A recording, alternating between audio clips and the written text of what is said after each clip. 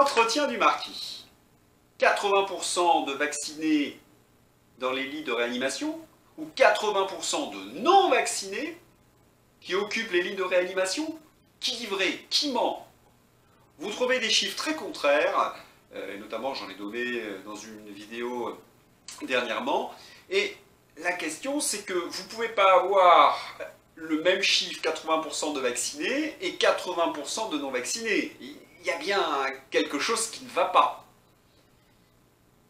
Et pourtant, ces deux chiffres sont vrais. Alors, comment 80% de non-vaccinés qui occupent les lits de réanimation et 80% de vaccinés qui occupent les lits de réanimation pourraient-ils vrai? Et c'est contradictoire. Ah oui, c'est contradictoire, mais il y a toujours une astuce. Et c'est l'objet de cette vidéo de vous expliquer cette astuce. Vous savez que je m'occupe particulièrement de tout ce qui est propagande. Alors la propagande, elle a un objectif, c'est de vous faire croire quelque chose de faux. Et le meilleur moyen pour que vous arriviez à cette chose fausse, c'est de vous montrer quelque chose de vrai. Alors vous allez me dire, c'est le deuxième paradoxe. C'est-à-dire que pour croire quelque chose de faux, on va vous montrer quelque chose de vrai. Eh oui, mais c'est juste une question de cadrage. Parce que c'est la propagande la plus efficace, c'est celle qui a un fond de vérité, en fin de compte. Je vais vous donner un exemple. Imaginons que vous avez Emmanuel Macron au milieu de gens et qui serre des mains et vous dit « Oh là là, les Français se sont groupés autour de lui ». Pas plus, hein, pas besoin de dire qu'il y a des foules. Et en effet, à l'écran, qu'est-ce que vous voyez? Vous voyez une trentaine de personnes, à peu près, hein, c'est serré, mais vous dites s'il y a 30 personnes, il y en a peut-être 10 000 derrière. Et puis, la caméra se recule, vous avez un plan large et vous avez une vingtaine de personnes, 30 personnes autour du président, dans un lieu complètement désert. Alors, c'est arrivé dernièrement à Toulouse, hein, on nous avait dit que les Français s'étaient massés pour attendre le président, et il n'y avait pas grand monde. Vous voyez qu'en cadran, il y a bien le président Macron entouré d'une foule. Si vous voyez le plan serré, oui, il y a une trentaine de personnes. Mais la définition du mot foule, pour moi, c'est 500, 1000, ce qui n'est pas le cas. Vous voyez comment on fait? Il suffit de cadrer juste une image et on a l'impression, sur cette image, que c'est la réalité, qu'elle représente un ensemble. Alors vous allez me dire, mais quel est le rapport entre 80% et ces 80%? Eh bien vous allez voir, vous allez voir. Je vous avais dit que la propagande a un but, c'est de cacher quelque chose. Alors on va tout de suite donner cette chose qu'on doit cacher, c'est que le gouvernement a fermé 17 000 lits en pleine période de pandémie, et qu'en fermant des lits, et notamment des lits de réanimation, il a fait en sorte que les réanimations soient étouffées dès qu'il arrive un coup de chaud en quelque sorte. Il suffit qu'il y ait un événement un peu épidémique et les réanimations sont débordées. Normalement, si vous êtes en période d'épidémie, vous ouvrez des lits de réanimation, vous ne les fermez pas. Donc il faut cacher cela. Alors les mauvaises langues disent aussi que c'est un fait exprès parce que cela permettrait de mettre en place ce système de terreur avec cette angoisse sur les lits de réanimation. Il ne faut pas tomber dans le complotisme, même si évidemment ça paraît un peu curieux de fermer des lits de réanimation en pleine période de pandémie. Puis il y en a d'autres qui disent oui, regardez, il y a 90 000 cas, tous les records sont battus, la politique du gouvernement est en échec en quelque sorte, puisqu'ils sont obligés de refaire des tests PCR et que la vaccination n'est pas un grand succès. D'ailleurs, c'est ce que dit le directeur de l'OMS, le Dr Pedros, il explique que la vaccination n'empêchera pas de vaincre le variant Omicron, ou même le Covid, et qu'il faut passer maintenant au traitement. Vous voyez que il y a des éléments aujourd'hui qui ont tendance à montrer que le gouvernement est en échec. Surtout que remettre des tests PCR à des doubles vaccinés, c'est montrer que le pass sanitaire n'a rien de sanitaire. Alors, si on met vraiment le projecteur, on cadre sur le non-vacciné, en disant c'est de sa faute, tout est de sa faute, eh bien, on évite de parler des vrais problèmes. On va revenir à nos 80%.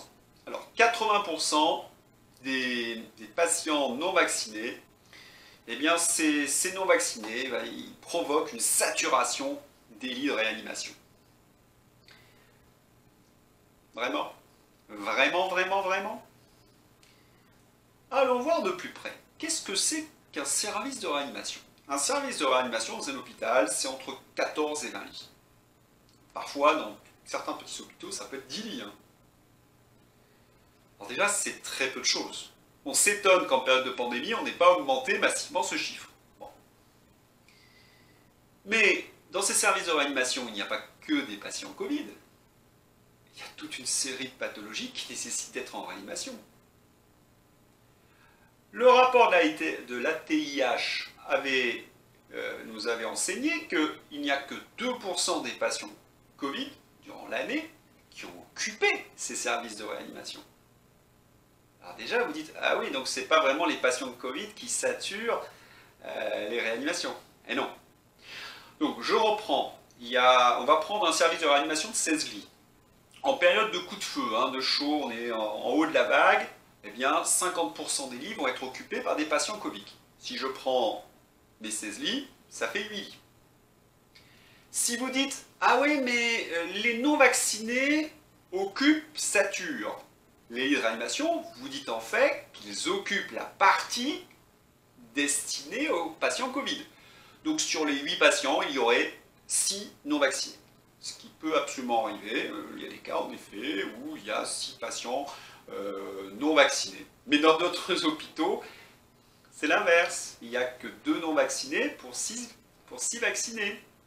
Oui, comme il y a très peu de monde, il suffit qu'il y ait un cluster dans un endroit et puis les chiffres s'inversent.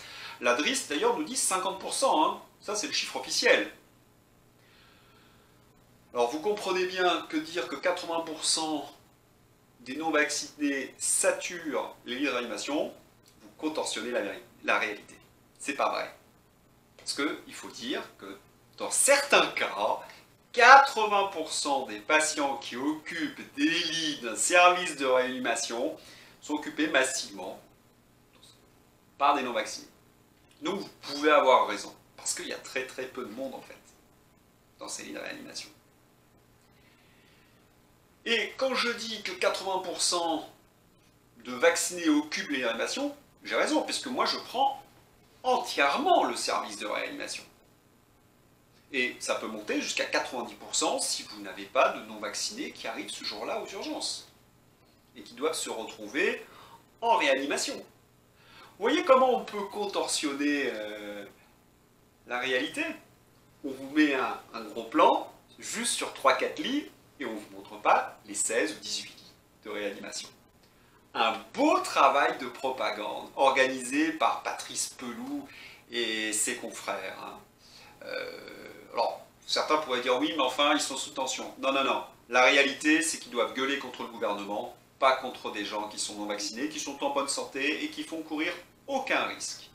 Car maintenant, occupons-nous de ces non vaccinés qui entrent en réanimation. Là encore, la DRIS nous donne des chiffres. Ils ont entre 70 et 90 ans, ils ont souvent des comorbidités ou ils sont en fin de vie. C'est d'ailleurs ce que corrobore un autre chiffre de la DRIS. 93% des gens qui décèdent du Covid sont soit en fin de vie, soit ils ont une comorbidité très importante. Voilà.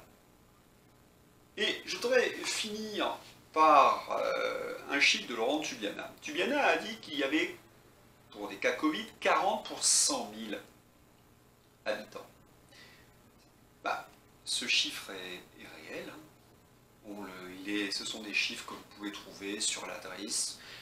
Ce ne sont pas des chiffres d'une épidémie. 40 patients vraiment malades sur 100 000, c'est rien du tout.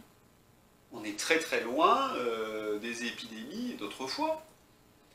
Autrement dit, on nous fait peur sur quelque chose qui est assez ordinaire.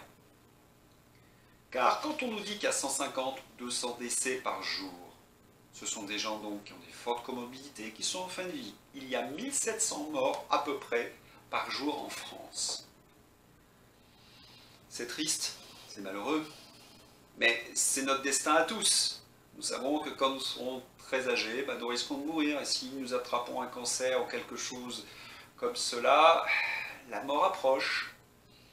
Hein, j'apprenais à mes élèves autrefois que philosopher, c'est apprendre à mourir. Il faut faire face à cette réalité qui est terrible, parce que quand on a des parents, des amis qui sont dans cet état, forcément, on aimerait que les choses soient inversées. Mais que peut-on faire? En tous les cas, le gouvernement joue sur les peurs, instrumentalise les chiffres pour se dédouaner de sa réalité. De sa réalité. C'est pas sa réalité. De sa responsabilité. Voilà. On nous fait peur, on nous terrorise,